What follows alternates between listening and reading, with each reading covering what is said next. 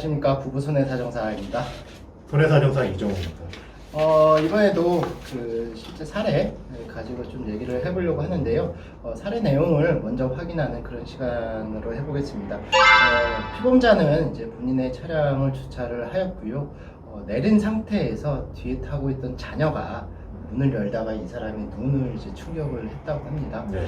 근데 문제는 이제 이 사람이 병원에 바로 가지 않았고요. 일주일 정도 있다가 동네 병원을 갔는데, 동네 병원에서는 우리 병원에서 할 수 없다, 빨리 큰 병원을 가셔라 라고 해서 진료 의뢰서를 작성을 했고, 그 진료 의뢰서를 가지고 또 바로 간 거가 아니라 그 동네 병원 가고 나서도 한 1, 2주 있다가 이제 병원을 갔습니다. 그러니까 뭐 총 한 2, 3주 정도의 시간을 두면서 병원에 가서 이제 치료를 시작을 하게 되었는데요.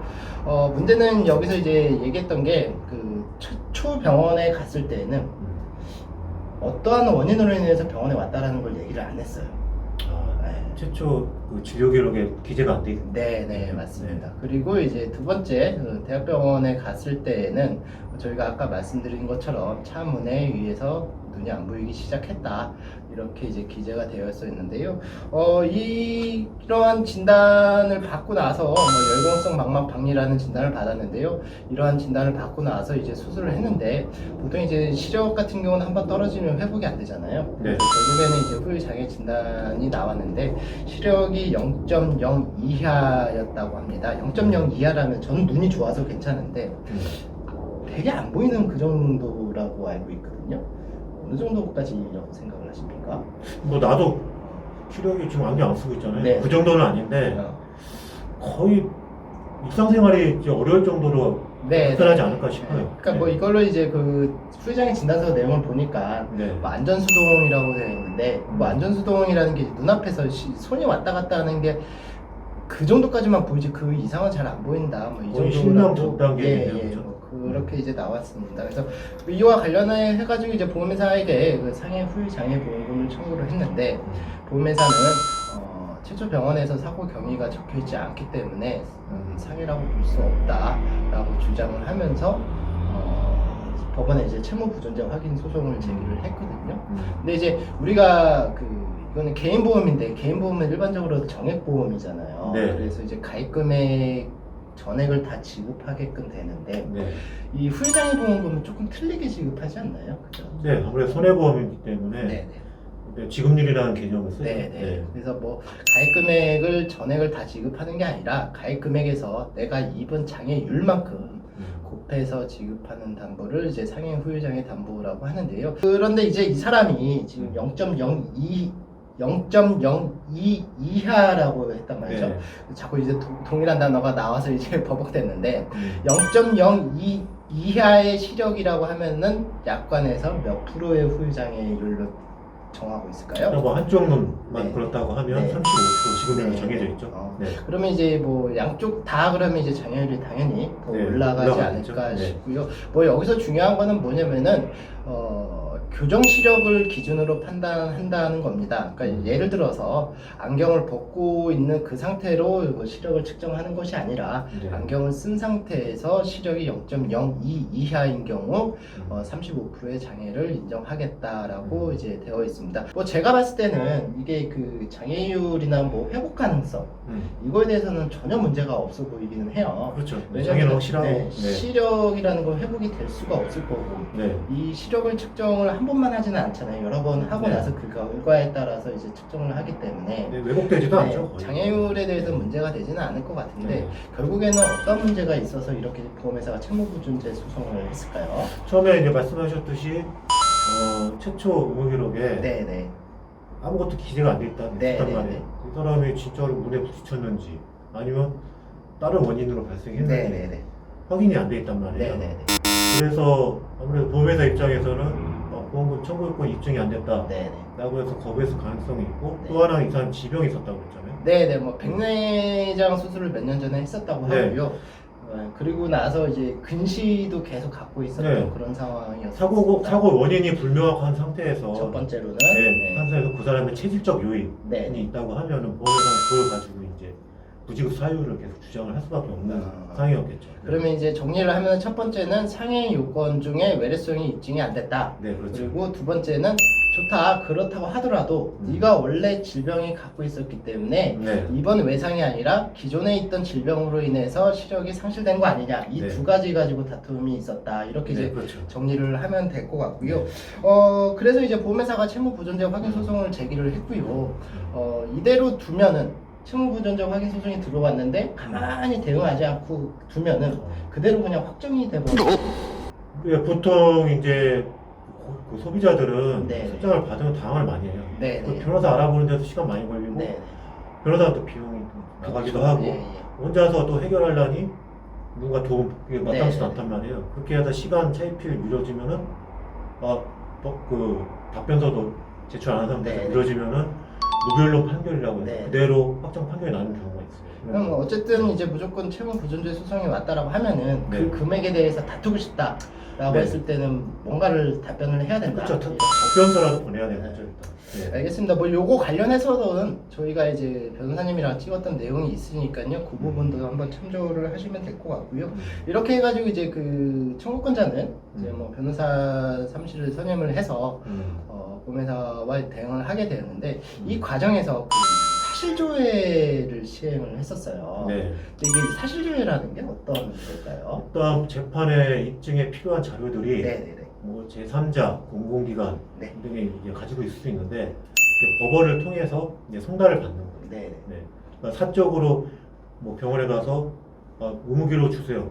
내가 당사자는 괜찮은데 네. 내가 당사자가 아니에요. 그럼 개인정보보호법이라든가 그런 것 때문에 제출 안 해준단 말이에요. 네. 근데 입증을 해야 되잖아요. 예. 그래서 이제 법원을 통해서 이렇게 서류를 이제 서류를 이제 건네받는 거거든요. 그럼 이 사례 같은 경우는 사실조회를 이제 병원으로 했단 말이죠. 네. 그랬을 때 이 병원을 그러니까 법원을 통하지 않고 내가 자체적으로 병원을 찾아가서 어떤 소견을 받는 것과 네. 법원을 통해서 이런 사실조회를 통해서 이제 서류를 받는 것을 비교를 해보면은 예. 글쎄요, 제가 봤을 때는 법원에서는 사실조회를 통해서 온 서류를 조금 더 신빙성이 있다라고 생각할 것 같은데. 그럴 수도 있습니다. 네. 그리고 의사가 이제 소견을 안 해주는 경우도 있어요. 네, 상당히 많이 있죠. 뭐, 내가 부담되니까. 네, 네. 근데 법원을 통해서 들어오면 의사가 좀 고민을 많이 하겠죠. 네, 네, 아무래도 네. 잘못 엮이면은 네, 네. 내가 뭐 허위를 쓰거나 네, 네. 잘못 엮이면 큰일 날 수 있겠다 하기 예, 때문에 예. 자기 소신을 먼저 써서 보내거든요. 네, 근데 네. 거의 거부한 적은 없었던 것 같아요. 네. 일단은 그래서 이제 법원을 통해서 사실조회를 했고 그 사실조회 결과를 보면은 이 사람이 과거에 수술했던 백내장과 현재 진단받은 열공성 망막 박리와는 연관성이 없다. 이렇게 이제 판단을 했고 환자의 진술에 의해서는 이 사람은 외상에 의해서 사고가 발생한 것으로 보인다. 이렇게 네. 이제 판단을 했거든요. 근데 이제 그 상대 측에서 사실조회 결과가 있음에도 불구하고 법원에다가 이제 진료기록 감정이라는 걸 신청을 했었습니다. 네. 그래서 그 진료기록 감정을 신청을 했는데 뭐 잠깐 좀 여쭤볼게요. 진료기록 감정은 어떤 제도일까요? 그 제3 법원에 선정한 네. 제3 의료기관에서 어떤 의학적으로 네. 증명할 부분을 제3 의료기관을 통해서 이제 하는 거거든요. 네. 증명하는 거거든요. 뭐 신체 감정은 직접 가서 하는 음. 거고, 뭐 장애인이라든가 그런 거 판단받기 하는 거고, 진료기록 감정은 환자가 직접 가지 않고 네. 이제 의무기록만 보내서 그 제3 의료기관이 이제 판단을 하는 거죠. 그럼 진료기록 감정은 결국에는 이 사람을 치료하지 않은 네. 그런 의사가 이제 작성을 한다. 네. 라고 이렇게 의료자문이나 네. 좀 비슷하긴 하죠. 근데 이제 법원에서는 이런 감정의 결과를 상당히 신뢰를 한다.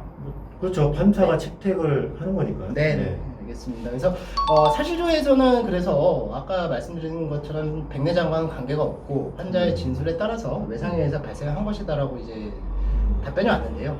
진료기록 감정에서는 상당히 좀 애매하게 나왔습니다. 그러니까 이제 이 사람이 갖고 있는 진료 기록 가지고는 이게 외상인지 아니면 질병으로 예전에 있던 백내장이나 근시로 인해서 시력 상실이 왔는지 알 수가 없다. 뭐 이렇게 이제 얘기를 했고 다만 이제 여기서 얘기했던 거는 보험회사가 주장했던 백내장과는 관계가 없다. 여기까지는 밝혀줬어요. 거기까지 괜찮아요. 네. 네. 근데 이제 그래도 청구권자가 입증 책임이 있을 텐데 네.